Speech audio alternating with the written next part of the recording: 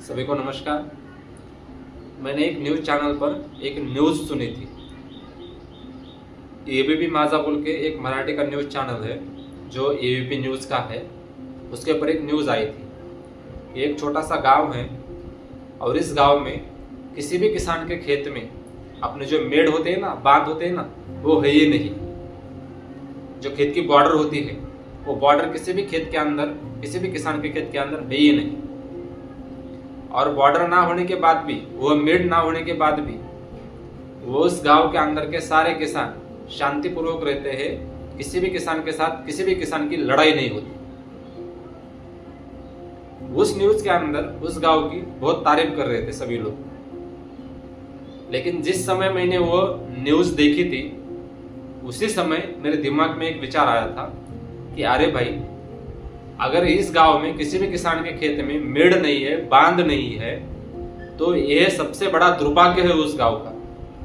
अच्छी बात नहीं है वो। क्यों? क्योंकि मैं पिछले 10-12 सालों से इस मेड़ के ऊपर, इस बांध के ऊपर रिसर्च कर रहा था, अध्ययन कर रहा था। और सारे रिसर्च के बाद, सारे अध्ययन के बाद मैं आप सभी को बताना चाहूंगा कि भाई, प्राचीन काल से लेकर अब तक भारत के कृषि के अंदर, भारत के नहीं पूरी दुनिया के कृषि के अंदर, एग्रीकल्चर सेक्टर में सबसे बड़ा जो संशोधन हुआ है प्राचीन काल से लेकर अब तक, वह संशोधन हमारा मेड़ है, हमारा बांध है, बांध की रचना है। लेकिन दुर्भाग्यवश हमारे किसी भी किसान को इस मेड़ का महत्व समझ में नहीं आ रहा है, किसी को पता ही नहीं है। यहां तक कि कोई भी वैज्ञानिक इस पर बात नहीं करना चाहता।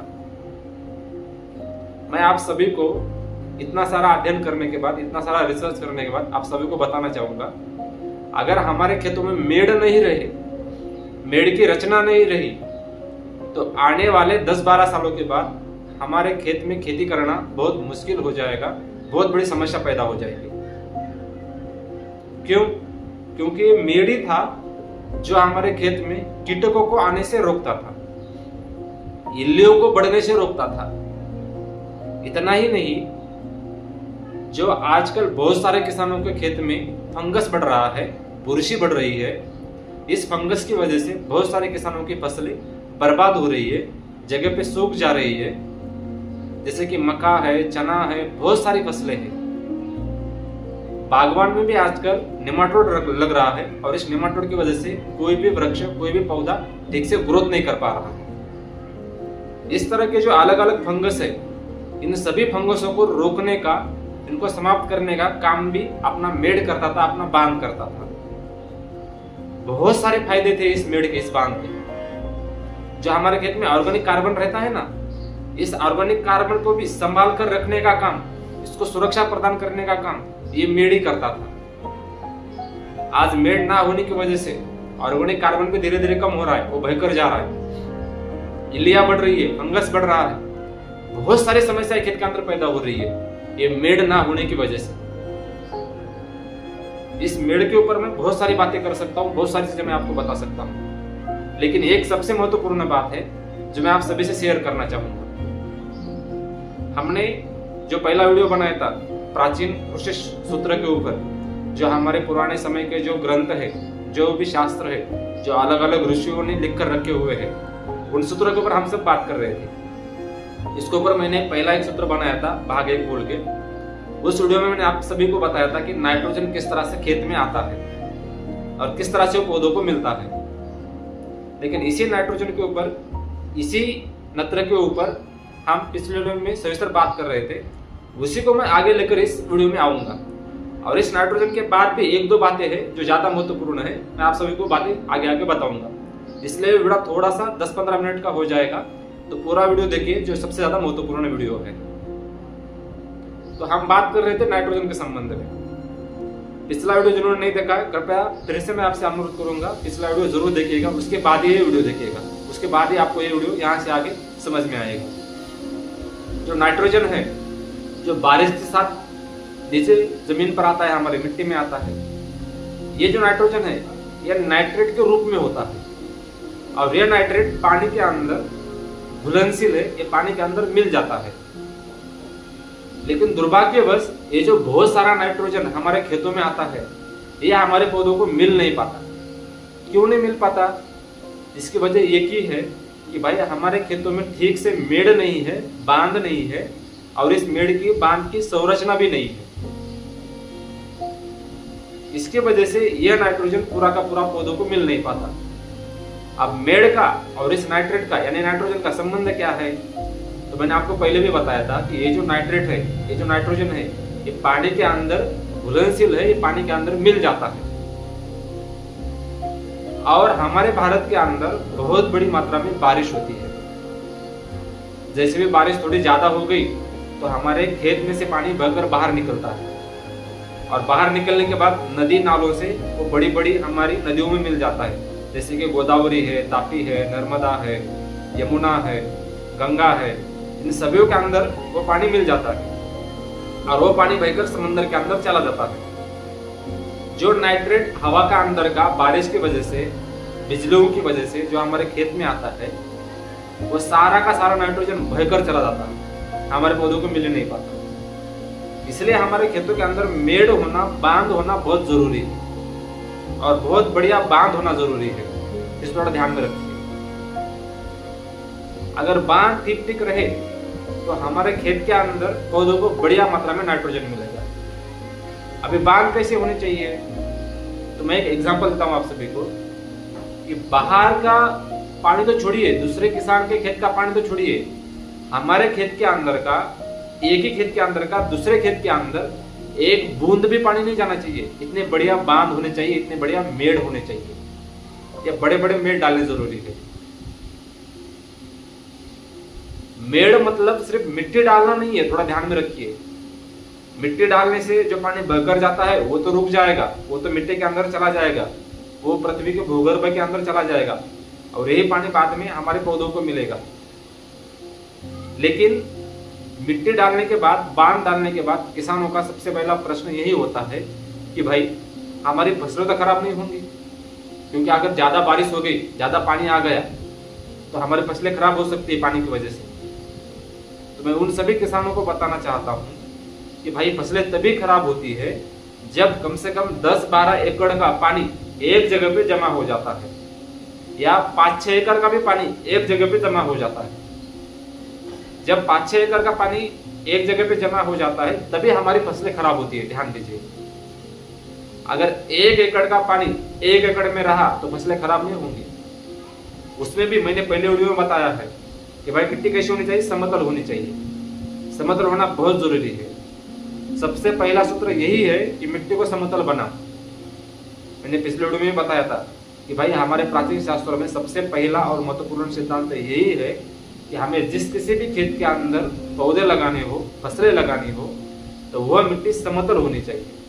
मैंने इसके 2 उदाहरण भी आप सभी को दिए थे। एक दिया था उपवन विनोद का, जिसके अंदर बताया गया था कि सम्यक कृष्टे समय क्षेत्रे, मतलब कष्टपूर्वक मिट्टी को समतल बनाओ पौधे लगाने से पहले, फसलें लगाने से पहले।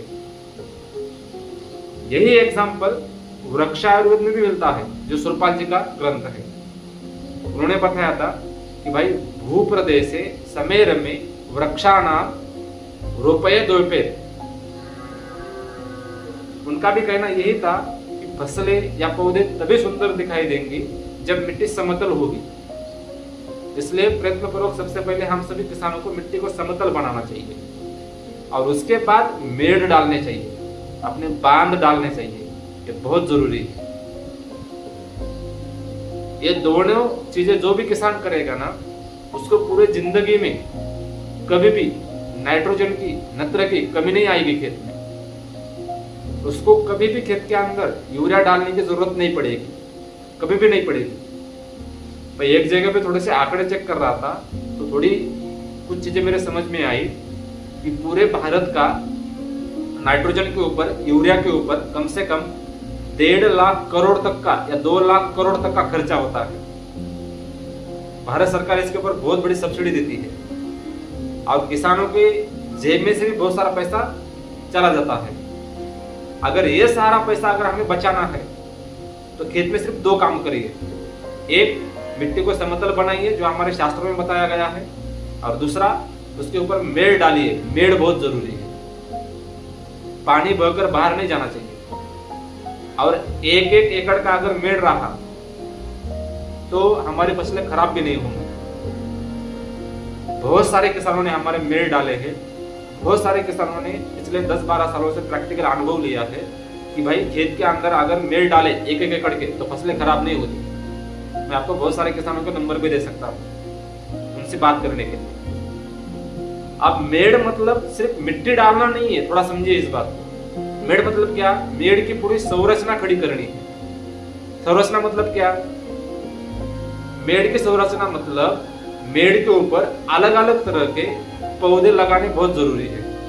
अलग अलग तरह के, हर तरह के पौधे हमारे मेड़ पर होना बहुत जरूरी है। यहाँ तक कि सुईदार, नोकदार, कांटों वाले भी पेड़ चाहिए हमारे खेत के अंदर। क्यों चाहिए? क्योंकि इन सुईदार कांटों के ऊपर ही हमारे जो पक्षी होते हैं, जो पंछी होते हैं, ये उसी के ऊपर घोंसला बनाते हैं। उसके ऊपर वो घोंसला क्यों बनाते हैं? क्योंकि उन्हें अलग अलग चीजों से सुरक्षा चाहिए, संरक्षण चाहिए। अगर कांटों के अंदर अगर उनका घोंसला रहा तो वहां पर उनके अंडे डाल सकते हैं। यही अंडे दूसरे उनके शत्रु वहां पर आकर खा नहीं सकते, क्योंकि वहां पर कांटे हैं। इसलिए पक्षी बहुत सारे उन कांटोदार वृक्षों पर ही अंडे डालते हैं और उन पक्षियों का वहां पर संवर्धन होता है। और यही पक्षी थे जो खेत के अंदर सबसे ज्यादा इल्लियों को खाने का काम करते थे, पतंगों को खाने का काम करते थे। और यही पतंगा है जो बाद में हमारे खेत में फसलों पर अंडे डालता है और उससे इल्ली निर्माण होती है। इन पतंगों को रोकने का काम भी पक्षी करते थे। लेकिन मेड़ ना होने की वजह से और मेड़ पर अलग अलग तरह के पौधे ना होने की वजह से पंछी नहीं आ रहे। आजकल पंछी बहुत बड़ी मात्रा में कम हो गए। पंछी कम हो गए इसलिए इल्लियां बढ़ना प्रारंभ हो गया खेत के अंदर। ये पतंगे बढ़ना प्रारंभ हो गया। अगर इनको रोकना है तो फिर से पक्षियों को आमंत्रण देना जरूरी है खेत के अंदर। इसलिए अलग अलग तरह के पेड़ खेत के ऊपर लगाना बहुत जरूरी है। इस बात को ध्यान में दीजिए। मेड़ सिर्फ इतना ही काम नहीं करता था, मेड़ बहुत बड़ी मात्रा में फंगस को रोकने का भी काम करता था। कैसे? मैं आप सभी को बताना चाहूंगा कि फंगस के 2 प्रकार होते हैं। एक शत्रु फंगस, शत्रु बुरशी, दूसरा होता है मित्र फंगस, मित्र बुरशी। ये बॉर्डर के ऊपर हमारे मेड़ के ऊपर, हमारे बांध के ऊपर बहुत बड़ी मात्रा में तैयार होते थे। कैसे तैयार होते थे? जो हमारे बॉर्डर के ऊपर, हमारे मेड़ के ऊपर जो अलग अलग तरह के पौधे होते थे, उनका जो ठोस मजबूत काड़ी कचरा होता था, उनका जो वेस्टेज होता था, उनका जो बायोमास होता था, वहीं पर गिरता था और गिरने के बाद वहीं पर डिकम्पोज हो जाता था। छोटे बड़े बड़े पौधों के अलग अलग तरह के ब्रांचेस होते थे, जो ब्रांचेस कट कर वहां पर गिरते थे और इन्हीं ब्रांचेस के ऊपर मित्र फंगस, मित्र बुरशी तैयार होती थी। और यही बाद में धीरे धीरे खेत के अंदर बढ़ती थी, फलती थी। और इन्हीं की वजह से शत्रु फंगस हमारे खेत में आ नहीं पाता था, बढ़ नहीं पाता था। इतना ही नहीं, बॉर्डर पर बहुत सारे पौधे होने की वजह से जो बाहर से फंगस आ रहा है वो भी वहीं पर रुक जाता था। जो भी वायरस आ रहा है वो वायरस भी वहीं पर रुक जाता था। और बॉर्डर के ऊपर इतनी बढ़िया क्वालिटी के मित्र फंगस होते थे, इतनी बढ़िया क्वालिटी के मित्र कीटक होते थे, जो मित्र कीटक, जो मित्र फंगस इन वायरस को, इन फंगस को रोकने का काम करते थे, जो खेत में नुकसान करते थे। लेकिन ये मेड़ ना होने की वजह से, ये मेड़ खत्म होने की वजह से हमारे खेत में बहुत बड़ी मात्रा में फंगस बढ़ रहा है। चना सूख रहा है, मक्का खराब हो रहा है, अदरक सड़ रही है, मिर्ची के ऊपर वायरस आ रहा है, पपीता के ऊपर वायरस आ रहा है। बहुत सारी फसलें खराब हो रही है आजकल, सिर्फ मेड़ की रचना ठीक से ना होने की वजह से। इसलिए मैं आप सभी से अनुरोध करूंगा कि भाई मेड़ ठीक से बनाओ, बढ़िया बनाओ और उसके ऊपर अलग अलग तरह के पौधे भी बनाना जरूरी है। पूरा मेड़ की रचना, बांध की रचना खड़ी करना जरूरी है। थोड़ा ध्यान दीजिएगा इसके ऊपर। इतना ही नहीं, यही मेड़ था जो ऑर्गेनिक कार्बन को रोकने का काम करता था खेत के अंदर। क्योंकि आज मेड़ ना होने की वजह से बहुत बड़ा ऑर्गेनिक कार्बन खेत में से पानी के साथ बहकर बाहर जा रहा है। और ऑर्गेनिक कार्बन जाने का मतलब आप समझ नहीं पाओगे। खेती के अंदर की आत्मा जा रही है पूरी की पूरी। फसलों के अंदर की आत्मा जा रही है पूरी की पूरी, इसको भी रोकने का काम हमारा मेड करता था। और सबसे बड़ा फायदा मेड का यह था, इस मेड की वजह से, इस बांध के ऊपर की रचना की वजह से खेत के अंदर एक इको फ्रेंडली इन्वायरमेंट तैयार होता था। इन पेड़ पौधों की वजह से खेत के अंदर कम से कम 4-5 डिग्री का टेम्परेचर कम होता था, तापमान कम होता था। जो ज्यादा गर्मी की वजह से, ज्यादा धूप की वजह से जो हमारे खेत में फसलें बर्बाद होती थी, या ज्यादा ठंड की वजह से फसलें खराब होती थी, तो ये खराब न होने का काम या इन्हें खराब न होने देने का काम ये हमारे मेड करते थे। क्योंकि धूप के दिनों में टेम्परेचर कम रहता था और ठंड के मौसम में टेम्परेचर थोड़ा सा बढ़ता था खेत के अंदर, इन पौधों की गर्मी की वजह से, इन पौधों की हीट की वजह से। इसलिए मेड को ठीक से थोड़ा समझिए, इसका महत्व तो बहुत बड़ा है, इसको थोड़ा सा अपनाइए, बहुत जरूरी है। हम सभी अभी इस वक्त प्राचीन ग्रंथों के, प्राचीन शास्त्रों के अंदर जो सूत्र दिए हैं, जो सिद्धांत दिए हैं, उनके ऊपर बात कर रहे हैं। उन्होंने कहा है मिट्टी को समतल बनाओ, और उसके बाद मेड बनाने बहुत जरूरी है। ये मेड जो है ना, इस मेड का सूत्र किसी भी हमारे प्राचीन शास्त्रों के अंदर नहीं है। ये मेड का सूत्र मैं अपने तरफ से आप सबको दे रहा हूं। इसलिए 10-12 साल के रिसर्च के बाद, अध्ययन के बाद मैंने ये सभी को आपको सूत्र दिया है। तो ये सूत्रों पर काम करिए। ये दोनों भी सूत्र बहुत जरूरी है, समतल बनाना और मेड की रचना खड़ी कराना। अगर ये दोनों चीजें आपने करी तो कभी भी आपको खेत के अंदर यूरिया की जरूरत नहीं पड़ेगी।